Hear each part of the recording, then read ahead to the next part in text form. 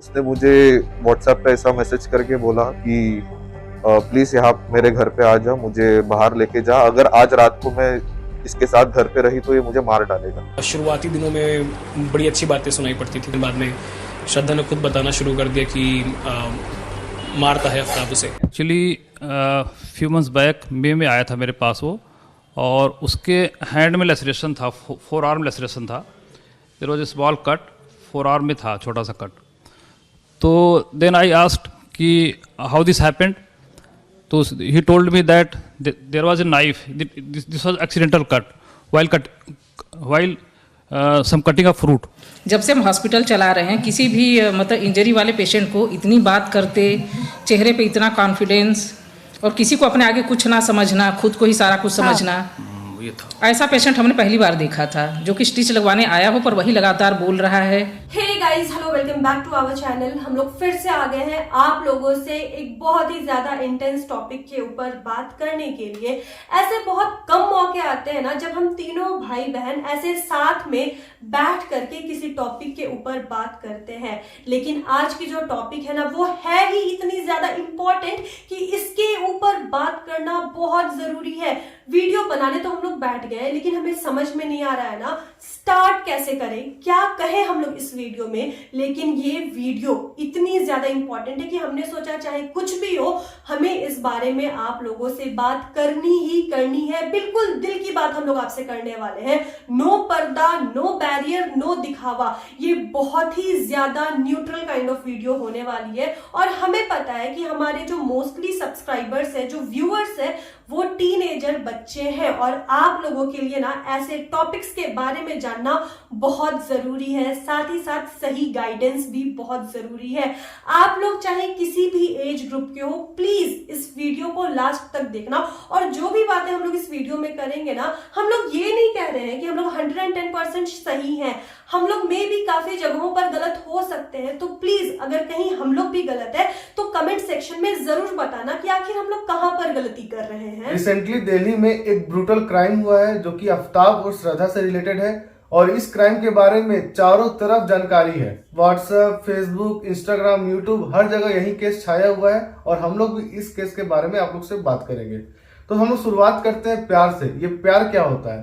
दो लोग किस किस स्टेज में एक दूसरे के साथ रहते हैं। जब दो लोग साथ रहते हैं तो या तो वो रिलेशनशिप में होंगे, या तो वो शादी कर चुके होंगे, और शादी से कम और रिलेशनशिप से ज्यादा एक और स्टेज है जिसको लिव इन बोला जाता है आजकल, और इसको लीगली रिकॉग्नाइज भी किया गया है लॉ के माध्यम से। तो इस स्टेज में आफ्ताब और श्रद्धा दोनों आपस में रहते थे, और इस कहानी में कब नेचुरल प्यार अननेचुरल में बदल जाता है, और एक प्यार करने वाला कब जानवर बन जाता है, इसके बारे में आप लोग को हम लोग बताना चाहेंगे, और कोशिश करेंगे जो हमारे टीनेजर से इससे कुछ सीखे, और जब उनके सामने ऐसा कुछ कांड होते नजर आए, उनके पार्टनर से कुछ उनको हिंट मिले कि ये कुछ करने वाला है, तो अपने आप को बचा सके। एटलीस्ट जो रेड फ्लैग्स होते हैं वो आपको पता चले। तो आज की वीडियो में हम लोग यही बारे में बात करने वाले हैं। जिस दिन हम लोग आप लोगों के साथ कोई भी क्राइम स्टोरी शेयर करते हैं, उसके बाद हमारे मन में यही आता है कि बाप रे, ये स्टोरी कितनी ज्यादा दर्दनाक थी, इससे ज्यादा बुरा आखिर हमारे देश में क्या ही हो सकता है।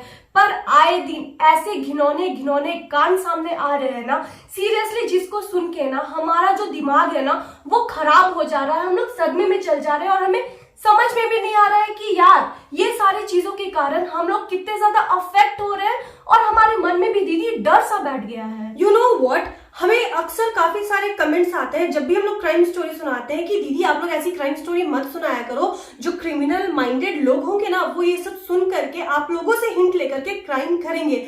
अरे भाई, क्राइम करने वाले को ना हिंट की जरूरत नहीं होती है। हम लोग ये स्टोरीज इसीलिए डिटेल में बताते हैं ताकि आपके ऊपर वो सारी चीजें ना हो, आप विक्टिम ना बनो, आपकी आंखें खुले, आपके आसपास आपके चारों ओर जो कुछ भी हो रहा ना उसको सेंस कर सके आप लोग।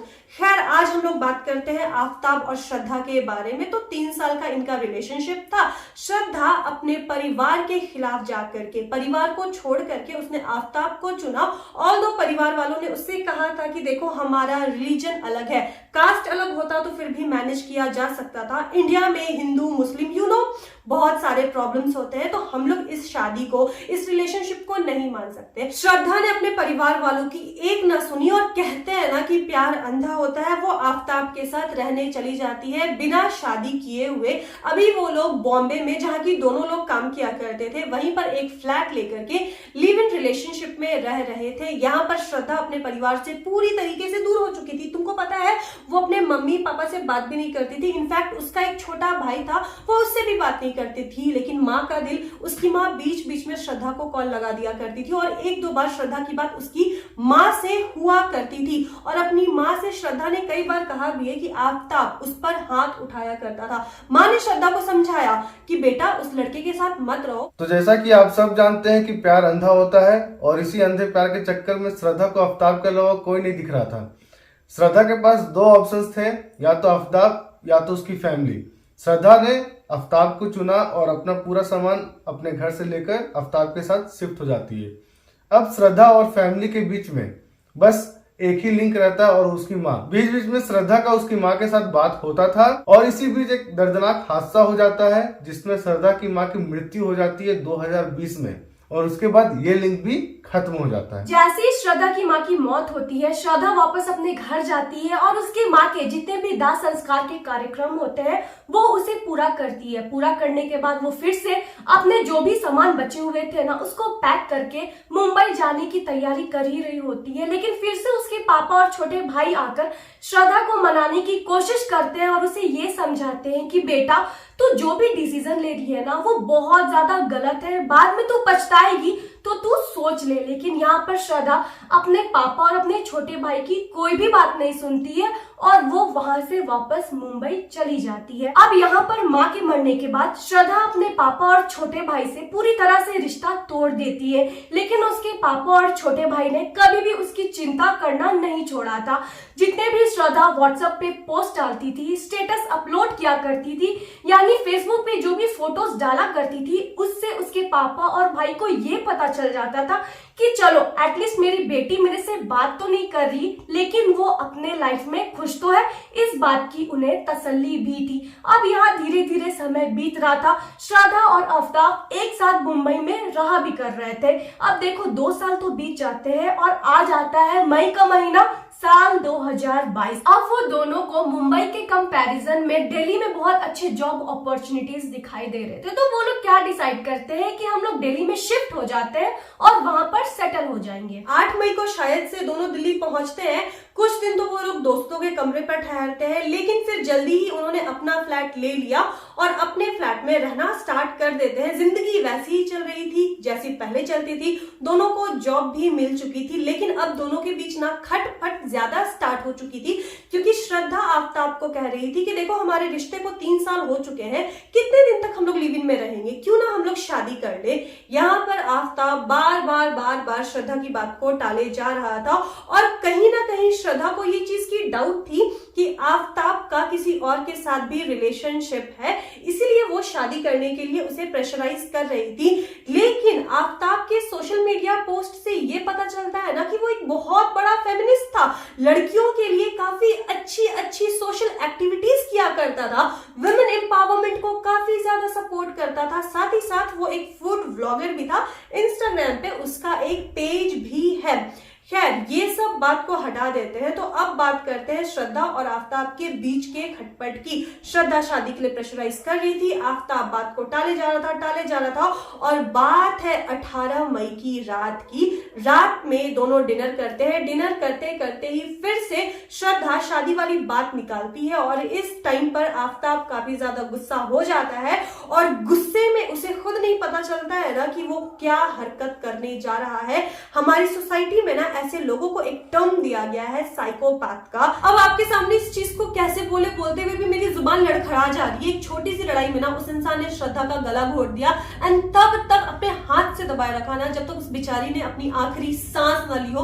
मतलब कोई ऐसा कैसे कर सकता है यार, वो भी उसके साथ जिसके साथ वो प्यार कर रहा है, जिसके साथ वो इंसान 3 साल से रहते आ रहा है। और ये कुछ भी नहीं है, वो रात भर उसी बॉडी के साथ सोता है और इस कहानी से आप लोग को एक ही चीज सीखने को मिलेगा कि कोई अगर आपको हिट करता है, मारता है, तो दोबारा आपको उसके पास नहीं जाना है, क्योंकि एक बार जो ऐसा काम करता है वो दोबारा सुधर नहीं सकता है और एक गलती को बार बार दोहराता रहेगा और पीटने का एक बार आदत लग जाएगा तो बार बार पीटते रहेगा।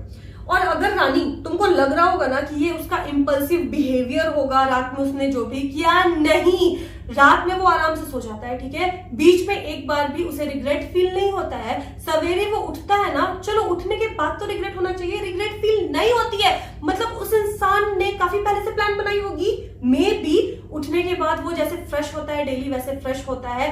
बकायदा उसने जोमैटो से खाना ऑर्डर किया, खुद के लिए उसने खाना खाया। भाई साहब फूड ब्लॉगर थे ना, जब तक पेट में खाना नहीं जाएगा षड्यंत्र कैसे रचेंगे वो। खाना खाने के बाद उस इंसान ने एक और प्लानिंग की और उसके बाद रानी वो मार्केट जाकर के क्या करता है, मार्केट जाने के बाद अब यहाँ पर आफ्ताब का आप लोग प्लान सुनोगे ना तो सीरियसली आप लोगों का ना दिमाग खराब हो जाएगा। सबसे पहले वो एक बड़ी सी फ्रिज खरीदता है, उसके बाद एक इलेक्ट्रिक आरी खरीदता है और बहुत सारे पॉलिथीन के बैग्स भी।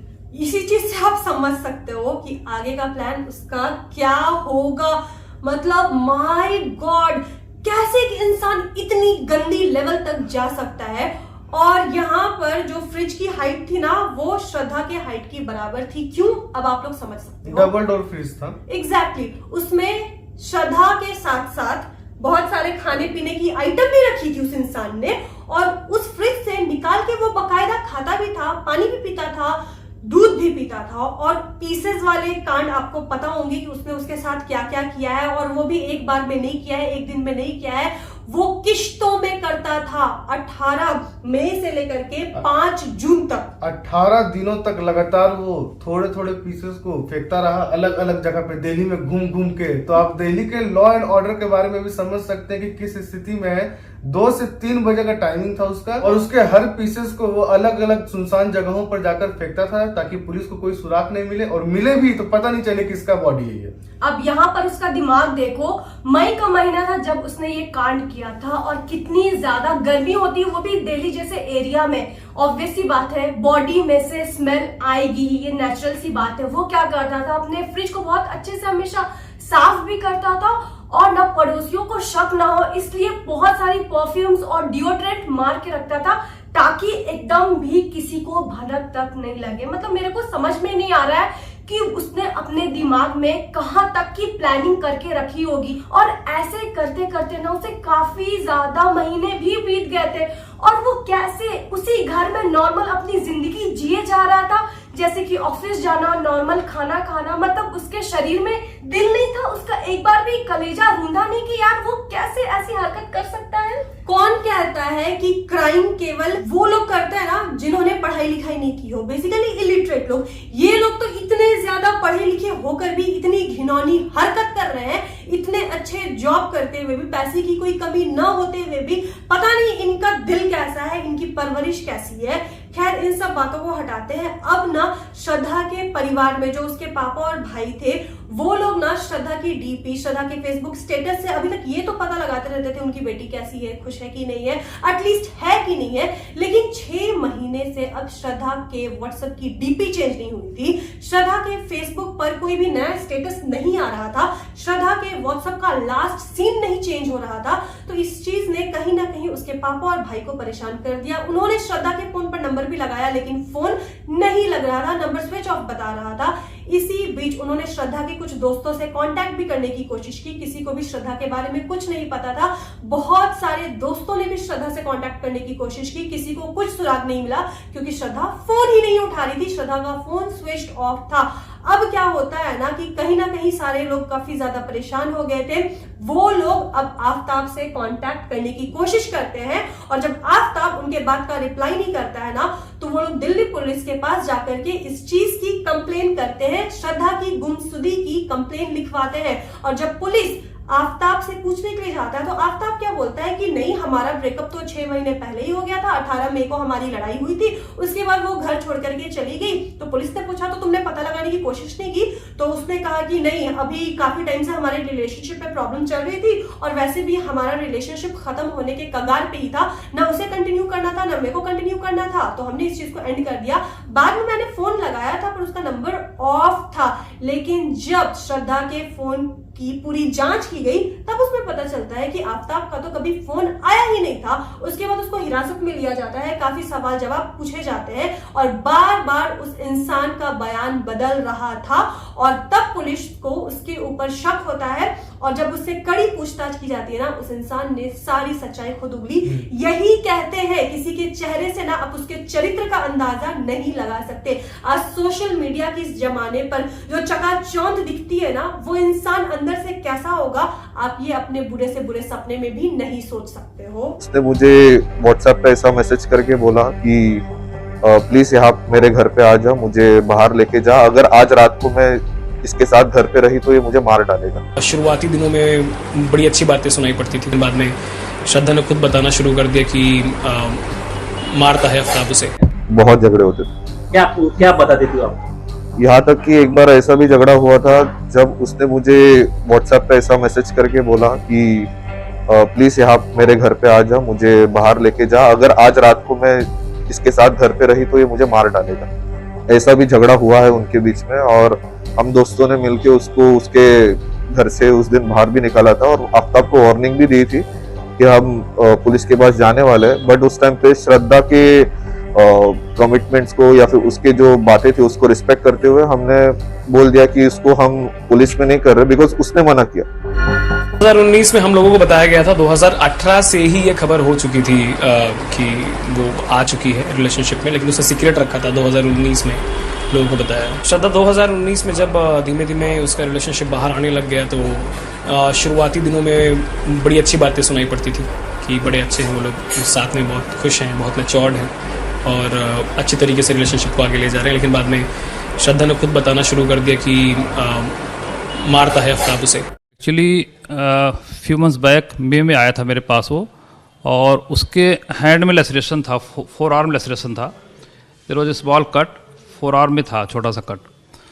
तो देन आई आस्क्ड कि हाउ दिस हैपेंड, तो he told me that there was a knife, this was accidental cut while some cutting of fruit.